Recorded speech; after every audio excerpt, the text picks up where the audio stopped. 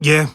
Like I said, those are like took some of my favorite Nissan rap verses and like put it on a song. And I'm like, holy shit, this shit sounds better on here than it did on the. You know what it is? I'll tell you exactly how that came about too. That song I originally had it different. I had it on a different beat. The first verse I really just had as a Nissan rap at first. Mm-hmm. Or whatever. I really just had it as a Nissan rap. It was just a verse or whatever. Then that second verse, on the other Nissan rap, I wrote that verse that day. And I'm lying. I wrote that verse the day before, and I learned it the next day. And then I said, "Fuck it, I'll throw it up." And then I made it into a whole song that I was supposed to do with Kibo Hidi of Seven Tribes of Barely Living. Shout out Kibo Hidi. But it just ended up not happening. So I just said, "F it." I got Leroy to send me a beat. And I just made up a chorus because Key was on the original chorus, and I suck at choruses. Mm-hmm. That's the like curse with me. Like, but I've broken out of the habit of writing like long ass verses. I try to at least break them up. There's literally only 2 choruses on that whole project. Is that one, and the other chorus is because there's a nigga singing it. Yeah, or whatever. Yeah. But I suck at choruses. That's one thing I give to like my homie Don Prince. That nigga can make hooks for decades. Shout out Don Prince. That nigga know how to write hooks. I can't write hooks to save my life. I can write verses. I can write bars. When it comes to hooks, it's like... That was my Achilles heel, and that's a big reason why I stopped doing music. Like, the one song that I really tried to push, it took me like 3 months to write that hook. Because I had the verse, and I was good, and then I couldn't even sing, so I had to get someone else to sing, and I was like... I can't do this shit for a fucking whole project. Yo, where hooks are hard. Yeah, they are. Granted, they be like the shortest part of the song, but that's like they're fucking hard. That's the crux. That's what reels people win. It's like the catchiest part. Hooks are fucking hard. But into this project, one of my favorite lines in there from the song we just played is, "If you're lying down, are you still the truth?" Oh yeah. Yeah, I've had like mad people hit me up about that bar question, "If I lie your ass down, are you still the truth?" Yeah, I don't know. Lines just like come to me random or whatever. Or if I think of a good line, I try to like write it down before I forget it, because I'll fuck around and forget a dope ass line. And then I do the same thing even though I'm retired. Right. Like, it's just good to have, because a lot of the times when I spit some slick shit on the podcast, yeah, it's a bar that I had from I meant to ask you why you retired. Nobody wants to hear me rap.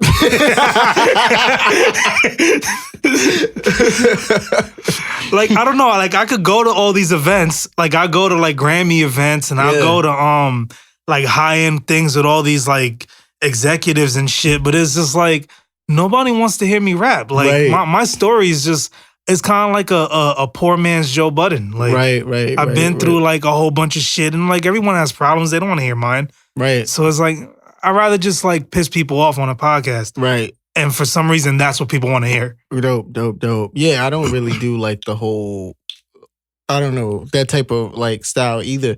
I just, however I feel at the time, it's just what I rhyme. I don't be on some, came from the dirt, blah, blah. Because my mom would beat my ass, first of all. Because like, she took like great care of us. Like, I actually had a home and shit like that. So I can't even lie on fucking wax or whatever and shit. But I was curious to that, because a lot of people don't know that that me, you, and some other acts were part of BAM Entertainment, the indie group, which I guess is not even a thing anymore. I'm in the BAM Fantasy Football League. Oh, okay. And Shane is a personal trainer. I think that's what it's become now. Shane has blown up. I don't even think, like, most of his people that he trained, I don't even know if they know that he used to sing or sometimes sings or whatever. Like, because I could tell he still fucks with, like, the music side or whatever. Because he be curating playlists and shit like that. And I had him up here, and we played one of his old shits, but that was in, like, the old studio, and they don't want to give me my files back. Okay. So I'm going to have to bring him up here again. Yeah, motherfuckers don't know. They don't know that he, like, we've come a long way from performing in the Blue Room. Oh, yo, me and one of my homies was just talking about the Blue Room last night. How those parties were like hit or miss. Yeah. Like, for the most part, they was lit. But I remember the very last one, like, I went out of, like, boredom on some last minute shit where they try to revive it. And he just was like, yo, fuck it, there's something going on to see Caucus tonight. I wasn't gonna go, but we could check it out. We ain't doing shit else. We went, that shit was like not Ghost lit. Town. Yeah. Yeah, I think I was there. Yeah. But I miss them, man. I miss like Lottie and Shiest and like Shane. Shane just famous now off the trainer shit, which is great. I got friends that train under him or whatever. Have no idea that I've known Shane before he started like the training shit. But they're all, I miss them all. Jaquan I speak to every now and then. That's still my guy. Don Prince is definitely still my guy. I like how far he done came or whatever. I remember you were you in that when you guys did the cipher? Were you in that one too? I was, yeah. Yeah. Me, Don, Jaquan, Lottie, Shiest. Yeah, that was a good cipher. And to me, they kept mentioning Worst Case, who I've still like. I've never met him either. I met him once. He showed up at one band party where he actually appeared because the whole time I made the running joke that he doesn't exist, that he's just like a thing to say that he's a rapper, that he's this guy. Like how Digital Underground had Humpty Hump, like that nigga didn't really exist. He was just Shock G with the fucking nose on. But I'm like, come on, man. Worst Case is not a person. This nigga don't exist. And he popped up at one of the parties. I was like, oh shit, he does exist. It was like Santa. It was like, yo, this nigga's for real. Like, he's a real person. He knows who I am, even though I wasn't even on that first BAM project. Like, that one and only BAM, like, compilation or whatever. Because I had joined, like, right after they dropped the compilation and shit. But I was always closest to Don and Jay. I'm kind of upset they not a duo no more, but they had their little thing and then they went separate ways. But we all still fuck with each other. Yeah, I mean, that's how it is sometimes. Like you think you solidify with a group. Yeah. And then some people want it more than others. And some people with creative differences. And everyone has to go their separate ways. Exactly, because like I was telling you earlier, for a while, like Don is with the Cold Coast thing or whatever and shit. And I was with them for a little while too in the beginning. The thing was with Don's studio, his studio at the time was all the way in Wyckoff, New Jersey. That shit's and far. I can only access it if I go with Don. Because he was the one with the whip or whatever. And then it would be times where we would go there and motherfuckers wasn't even doing music. It's like, yo, we took this long ass drive. Niggas want to like smoke and chill, bullshit. Yeah. Or whatever. Those are the sessions I hate. Yeah, like I always believe when I record alone. Like, or whatever. Like, granted, I got my collective that I'm down with Piss Out. Shout out Piss Out. But anytime I book a session with Vincent Dial, with Vinny or whatever, I try to do it where I make sure it's just me there. Like, I don't mind if they there, but during my sessions, I kind of like to do my stuff, be alone, because I be in and out. I don't come to, like, chill, hang out, or whatever. Yeah. I want to bang my verses out, make sure the shit sound good, and then I could do whatever. See, I'm the opposite.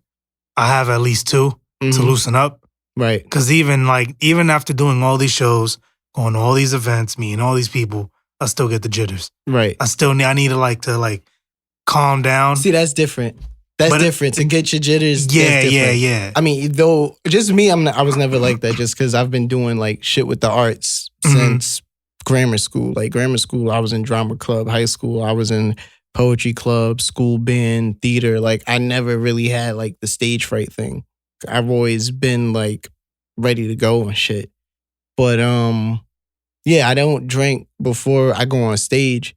Or whatever. Maybe I have one, but I don't get crazy before I go on stage because I've seen motherfuckers get on stage like wasted and it just, the turnout is not good. It's not. So after I get off stage, whatever, I have to do all the shots I want, whatever, but I try to stay focused with like the music shit. So I'm going to get into the second song, which is, I'm assuming it's your single. You shot the video for it. Oh, Zelda Flutes? Yes. Yeah. This beat is amazing. Oh yeah, shout out John Mateo. John Mateo did the beat for that. It's a very like simple beat. And then like I was showing my girl, I was like, yo, my boy dropped the project. Yeah. And she's always like, she's now open to the fact of like, let me listen to anything that I have to say because I'm like 100 for 100 when I pick music. Right. And she was like, yo, I really like this shit. Right. So then I showed her the video and she was like, yo, this kid is really talented. Yo, let's talk about the video real quick. Shout out to my boy Nick Klein on the visuals. First of all, he shot the video for Bloom, the last video I shot, which was like last year and shit. Which I shot a video for a song that was mad old, but I was like, fuck it, I'll do a video for it. It's an original track. I don't want it to go to waste. It's real good. Brain Orchestra did the beat. Then I got him again once my project started coming together, because he was hitting me up every other day, like, yo, when do we want to shoot the next video? I'm ready. But I bullshitted for a while. So then after I finally got the project together and this song, I hit him immediately like, yo, I got this song. I sent him the song. And he was like, what you want to do? I said, honestly, I got one of my boys. He got a studio in his crib with the white backdrop. I just want to do a shoot with like 3 different outfits. He was like, I bet. We did the shoot. He came through with like a whole light thing or whatever. He had some new shit on his camera where it does like a 360. And then we shot the video. He sends me the video maybe like 2 weeks later. It was like, all right, here go a rough draft. And it's the same draft that is posted. I was like, first of all, when the fuck did you learn how to do all this graphic shit? Because my last video didn't look nothing like this. When did you learn this shit? He's like, I hired an assistant to do the editing. He did all that. I'm like, because I was blown away. I just wanted to rap in front of a white wall. That shit had all type of color schemes. Yeah. Animation and shit. I was like, like the production. Like, can I afford this? Like, he's like, nah, you good. He's like, just try to like throw in like an extra 50 on the top of the usual price just so I could break off my editor with something. I said, you deserve it. You deserve it. If I wasn't a regular nigga with a regular job, I'd give him more. But I got bills and a family and yeah. But yeah, that video, motherfuckers was on my dick. This is a good video. It's a good song. Niggas was hitting me. The song is good, but niggas was hitting me like, yo, bro, like, who did your video? Yada, yada. And then they would ask me how much and I would tell them the price and they'll be like, oh, all right. And then that'll be the end of it. It's like, all right, so you gonna hit him up? You gonna work with him? Like, oh, yeah. It's like, get out of my face. People dragging their feet. But yeah, I want to pay for quality. This is a bunch of people's favorite songs. This and like Pink Uber. That's also on my list. The whole project's amazing, man. But let's introduce the next song. This song is Zelda Flutes, produced by my other guy, John Mateo. Amazing dude. One of the most talented dudes on the instrumental tip. Find him. Look, he does like more than the hip hop stuff. He has like some rock stuff, some alternative stuff, and some R&B stuff. He does it all. So yeah, this is Zelda Flutes.